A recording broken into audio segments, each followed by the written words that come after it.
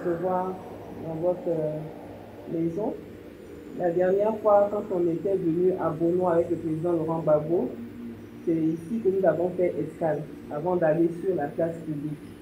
Donc quand on m'a dit qu'il fallait qu'on passe sur le député avant d'aller voir la famille de celui qui était décédé, c'est tout à fait normal parce que celui qu'on suit nous a montré quand tu dois rentrer à Beaunois, comment tu rentres.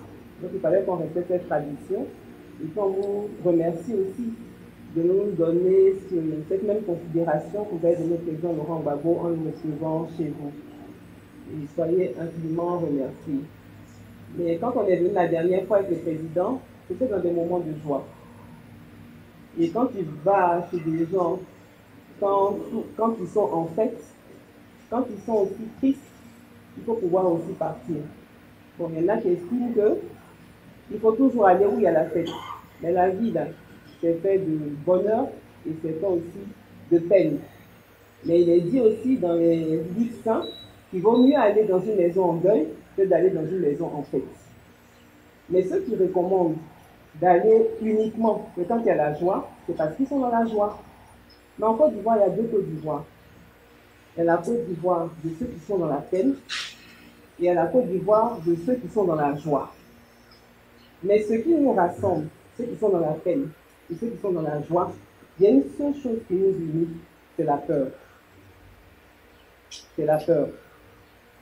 Que tu sois du pouvoir, que tu sois dans l'opposition, il y a une seule chose qui est partagée, qui est bien partagée en Côte d'Ivoire, c'est la peur. Mais comment combattre la peur? C'est de décider de prendre soi-même une décision. Quand tu prends la décision d'agir, la peur part. Et ça, c'est Rosa Parks qui l'avait dit. Que pour combattre la peur, il faut prendre une décision. Mais Rosa Parks, qui c'est? Quand il y avait la ségrégation aux États-Unis, on demandait aux Noirs de ne pas s'asseoir devant, de s'asseoir derrière, à l'arrière des bus. Et un jour, elle est venue, elle est montée dans le bus, elle s'est assise, et on lui a demandé de repartir derrière, parce que c'était la loi qui l'imposait. Elle a dit, non, je ne me lève pas. Elle a décidé de résister. Mais c'était une loi qui avait été prise. Mais elle a décidé de ne pas respecter cette loi parce que la loi était injuste. Une loi, on doit respecter les lois. Mais les lois liberticides, on se doit de ne pas les respecter. On se doit de ne pas les respecter. Ce qui s'est passé à Beaunois et qui s'est passé aussi dans pratiquement toutes les villes de Côte d'Ivoire, c'est qu'il y a des lois qui ont été prises, des décisions qui ont été prises qui étaient iniques, il faut le dire. Il ne faut pas avoir peur de le dire. Parce que ne pas avoir peur de le dire, ça permet d'avancer et puis de régler les problèmes. Souvent, quand on ne dit pas la vérité, celui qui peut prendre cette décision-là peut penser qu'il prend de bonnes décisions. Non, il ne prend pas de bonnes décisions. Ce ne sont pas de bonnes décisions. Quand on élimine les candidats d'un groupe, du PDCI, du FPI, du PPACI, et même de nouveaux jeunes qui espèrent qu'ils peuvent changer des choses, comme les Assalé, Kimoko, tout ça, on les élimine. Mais sont des supporters qui ont quand même mal. Ça ne veut pas dire que ces personnes-là vont forcément gagner, mais on aurait voulu aller aussi à la compétition, et puis comme ça, quand on perd, on reconnaît qu'on a perdu, quand on a gagné aussi, on reconnaît aussi qu'on a gagné, et puis on accepte aussi que l'autre aussi a gagné. Mais on enlève toutes ces personnes-là, en pensant que ce qui se passe en 2025, c'est ce qui s'est passé en 2020. Non, ce n'est pas la même chose. En 2020, le président Afin N'Guessan était sur la liste des candidats. Le président Henri Konan Bédié, paix à son âme, était sur aussi la liste des candidats. Mais ce sont les deux qui ont décidé de renoncer et ils ont décidé de boycotter. Ils ont dit, oui, nous sommes candidats, mais nous n'irons pas à l'élection présidentielle. Nous boycottons. Mais cette année, en 2025, on n'a même pas laissé le choix à ces personnes, comme le président Afin N'Guessan veut dire, bon, aujourd'hui on te met encore sur la liste, tu vas renoncer ou pas. Non, on n'a pas laissé, on les a retirés. Et quand tu retires des gens, les militants aussi ont mal au cœur, parce qu'ils ne peuvent même pas participer, parce qu'une campagne électorale, c'est une joie. Chacun vient, chacun bat campagne, chacun parle de son candidat. On est content, on est dans la fête. Mais on te retire cette joie-là. On dit non, non, non, non, non, vous n'avez pas le droit. Vous n'avez le droit de rien faire. ils se disent, bon, comme nous avons enlevé nos candidats, on va marcher quand même pour vous emmener à dialoguer. Vous dites non, vous ne marchez pas. Ah, donc tout le monde va rester dans les maisons et puis on murmure. C'est ça aujourd'hui en Côte d'Ivoire, on murmure. C'est que quand on attrape quelqu'un, on tue quelqu'un, on blesse quelqu'un, on murmure dans les maisons. Personne ne peut parler. Mais les gens pleurent dans les maisons, les gens murmurent. Donc il y en a qui ont eu le courage, comme Rosa Parks, de sortir. Et puis de dire que nous ne sommes pas d'accord avec ça. Mais Rosa Parks, quand elle a fait ça, elle n'a pas été tuée. C'est vrai que c'était très difficile. Quand elle a commencé, Martin Luther King est venu, ils ont dû se battre encore plus. Mais elle n'a pas été tuée. Mais ici, on dit non, tu ne peux pas, et puis il y a un mort. On peut l'éviter. Parce que le président Laurent Gbagbo a dit, il n'est pas encore trop tard pour dialoguer.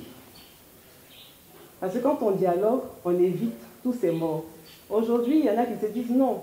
Comme eux, là, c'est la force, il faut aussi aller avec la force. Mais ce n'est pas la méthode du président Laurent Gbagbo. J'entends certains dire, oui, le président va lui montrer comment on gère le pouvoir. Je ne sais pas, c'est lui qui était gentil. Le président Laurent Gbagbo ne gérait pas la Côte d'Ivoire avec la gentillesse. Il gérait la Côte d'Ivoire avec la justice. Il faut faire la part des choses. Maintenant, si on veut qu'on gère la Côte d'Ivoire dans l'injustice, il faut qu'on nous le dise aussi. Mais il est gentil, il est bon, il est humain. Mais gérer la Côte d'Ivoire avec la justice. Quand la loi dit ceci, il respectait ça. C'est pour cela qu'il a pris aussi dans la loi, pour permettre aussi à une autre personne d'être aussi candidate. Mais en pensant qu'il allait régler les problèmes ainsi. Mais vous savez pourquoi on a tout ça et qu'on n'arrive pas à avancer? Parce qu'on juge toujours l'adversaire comme on est soi-même. En estimant que comme le président Laurent Gbagbo a fait ça, et puis il y a eu quand même une guerre, non, il ne faut pas faire ça. Pas forcément. Pas forcément. On peut prendre aussi des décisions, et puis l'autre va reconnaître que, bon, tu as pris la bonne décision, qu'on avance. Mais il ne faut pas prendre des décisions en jugeant l'autre comme on est soi-même.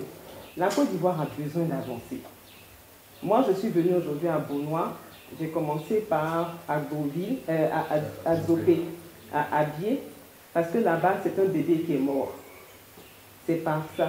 On est tous des bébés, on commence comme ça. Et puis, je suis passée donc à Yamoussoukro, nous sommes partis à Nayo, où ça a failli virer dans des conflits intercommunautaires. Et c'est ça qui est le plus dangereux et ce qui fait le plus peur.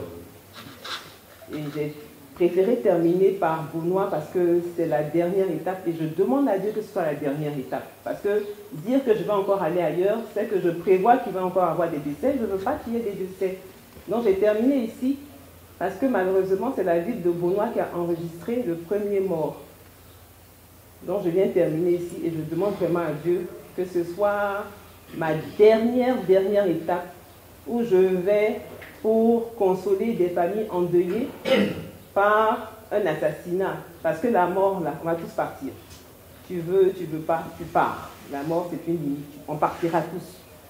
Mais qu'on vienne se voir peut-être pour un deuil normal, parce que Dieu nous a ôté la vie et non un individu qui nous ôte la vie. Donc, Beaunois est la dernière étape, parce que c'est Beaunois qui a enregistré le premier mort. En venant ce matin, le président Laurent Gbagbo m'a dit de vous dire que vous avez tout son soutien, qu'il est avec vous, qu'il ne faut pas désespérer, il faut que vous teniez. Il faut vraiment que vous teniez. Et les choses iront bien. Il m'a dit, tu sais, Beaunois, c'est une ville où on m'aime beaucoup. J'ai vraiment beaucoup de supporters à Beaunois. Donc Beaunois, la part sans crainte. Mais pars et puis dis-leur de tenir parce qu'ils doivent tenir. Nous entendons, moi quand j'ai commencé ma tournée, j'ai dit ce n'est pas fini. Bon, il y a des gens qui veulent mettre une signification dans mon ce n'est pas fini. Il ne faut pas mettre une signification dans mon ce n'est pas fini, demande-moi. Mais toi tu dis c'est fini. Moi je dis ce n'est pas fini. Tu ne vas pas m'empêcher de dire que ce n'est pas fini. Maintenant pourquoi je dis ce n'est pas fini? Ce n'est pas fini parce qu'on veut nous ôter l'espoir. Personne ne peut vivre sans espoir. Ce n'est pas fini. Je le dis, je le répète, ce n'est pas fini. Parce que quand on va vous retirer l'espoir, vous ne pourrez plus avancer. Et le but, c'est de vous montrer que c'est fini, de vous dire que c'est fini, et puis vous allez rester tétanisé. Parce que face à la peur, il y a trois attitudes. Il y a dire je ne veux pas, il y a le refus. Il y a aussi la position qui est tétanisée, où il y a le combat. Il faut se mettre dans une dynamique de moi là, ma vie ne finira que quand Dieu mettra un stop à ma vie. Mais tant qu'il y a la vie, il y a l'espoir. Le 25 octobre 2025, il était un chiffre. Qu'est-ce qu'on mettait dedans? Est-ce qu'on suivait le président Laurent Gbagbo parce que nous décidons d'agir pour les libertés, ou on suivait le président Laurent Gbagbo juste pour le pouvoir? Tout n'est pas pouvoir. Se battre que pour le pouvoir, c'est qu'on n'a encore rien compris.